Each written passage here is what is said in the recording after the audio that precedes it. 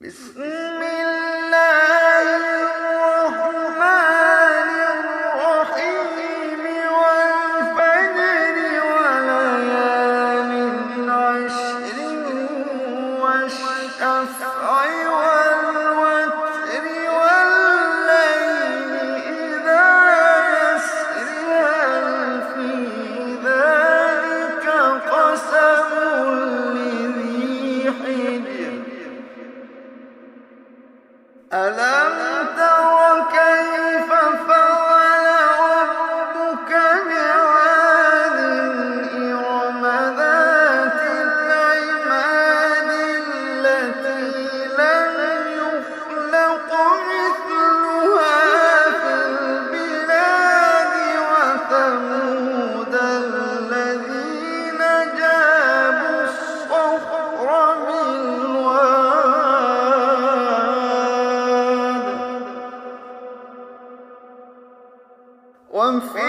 وفرعون ذي الأوتاد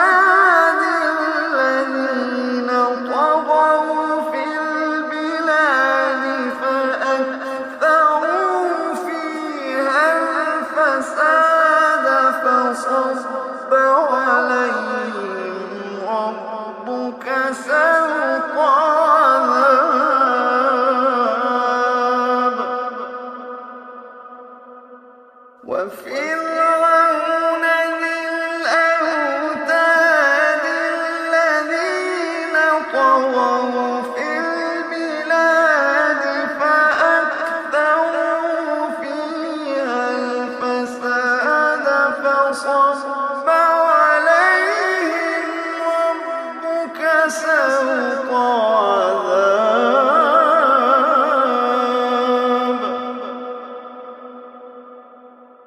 إن ربك لبالمرصاد إن ربك لبالمرصاد فأما الإنسان إذا ما ابتلاه ربه فأكرمه ونعمه فيقول ربي أكرمن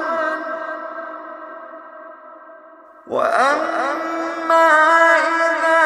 ما ابتلاه فقدر عليه رزقه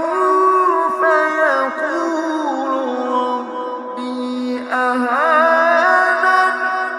كلا وأما إذا ما ابتلاه فقدر عليه رزقه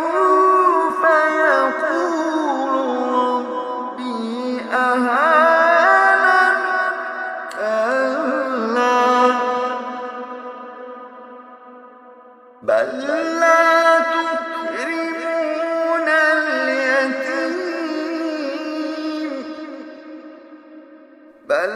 لا تكرمون اليتيم ولا تحاضون على طعام المسكين وتأكلون التراث أكلا لما وتحبون المال حبا جما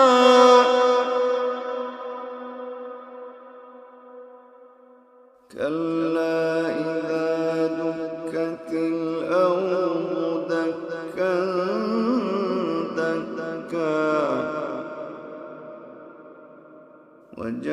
وجاء ربك والملك صفا صفا وجيء يومئذ بجهنم يومئذ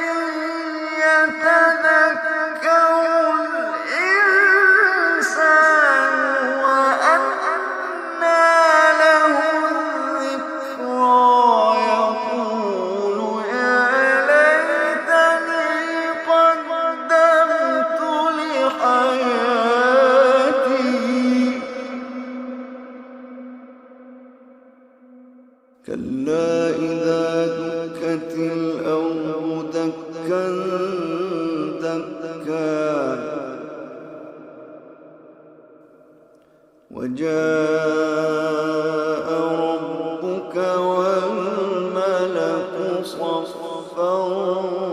صفا وجيء يومئذ بجهنم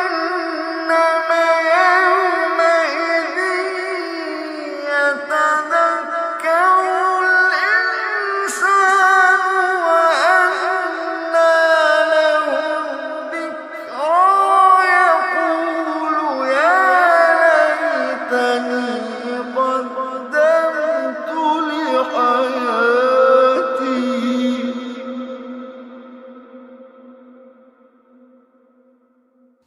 فيومئذ لا يعذب عذابه أحد ولا يوثق وثاقه أحد ولا يوثق وثاقه أحد يا أيتها النفس المطمئنة ارجعي إلى ربك راضية مرضية فادخلي في عبادي وادخلي جنتي يا أيتها النفس المطمئنة ارجعي إلى